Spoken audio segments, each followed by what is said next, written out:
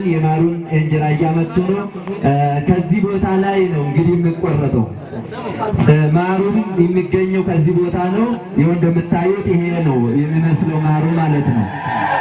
ንቡም ደግሞ ከዚህ ከጸበሉ እየቀሰመ ነው። ከሌላ ቦታ ሳይሄድ ከጸበሉ እየቀሰመ ነው ማሩን የሚሰራና የሰማይቷ ማሪ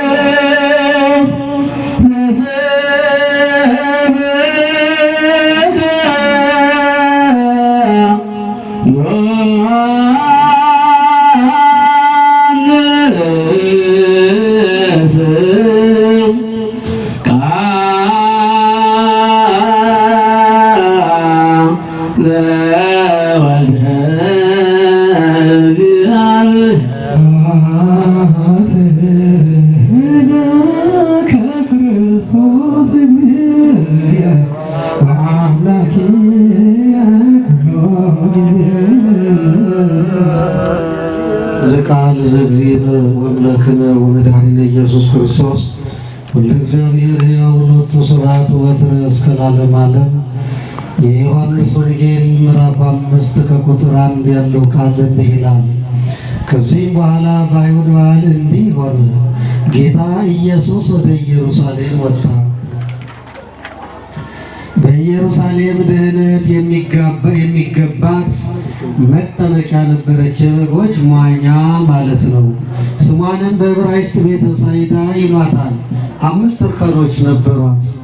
ከዚያም ብዙ ድውያን፣ ዕውሮች፣ አንካሶች፣ የሰለሉ የደረቁ እግር አባጦች፣ ልምሾች ተኝተው የጸበሉን መታወክ ይጠባበቁ ነበር። የእግዚአብሔር መልአክ ወደ መጠመቂያው ወርዶ ጸበሉን በሚያናውጠው ጊዜ ከጸበሉ መታወክ በኋላ መጀመሪያ ወርዶ የሚጠመቅ ካለበት ደዌ ሁሉ ይፈወስ ነበርና፣ ከዚያም ከታመመ 38 ዓመት የሆነው አንድ ድውይ ነበረ። ጌታ ኢየሱስም ያን ሰው ከአልጋው ተጣብቆ አየና በደዌ ታስሮ ብዙ ዘመን እንደቆየ አውቆ ልትድን ትወዳለህን ሲል ኢየሱስ ክርስቶስ ጠየቀው። ድውዩም አዎ ጌታዬ፣ ግን ጸበሉ በተናወጠ ጊዜ ወደ መጠመቂያው የሚያወርደኝ ሰው የለኝም። እኔ በምመጣበት ጊዜ ሌላው ቀድሞኝ ይወርዳል አለው።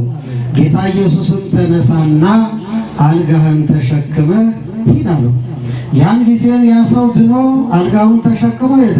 ያቺ ቀንን ቅዳሜ ነበረች። አይሁድም የዳነውን ሰው ዛሬ ሰንበት ነው፣ አልጋህን ልትሸከም አይገባህም አሉት። እርሱም መልሶ ያዳነኝ እርሱ አልጋህን ተሸክመ ሂድ አለኝ አላቸው። አይሁድም አልጋህን ተሸክመ ሂድ ያለ ሰውየው እርሱ ማን ነው ብለው ጠየቁት። ያ የተፈወሰው ግን ያዳነው ማን እንደሆነ አላወቅም። ጌታ ኢየሱስ በዚያ ቦታ በነበሩት በብዙ ሰዎች መካከል ተሰውሮ ነበርና፣ ከዚህም በኋላ ጌታ ኢየሱስ ያን ያዳነውን ሰው በምኩራብ አገኘው።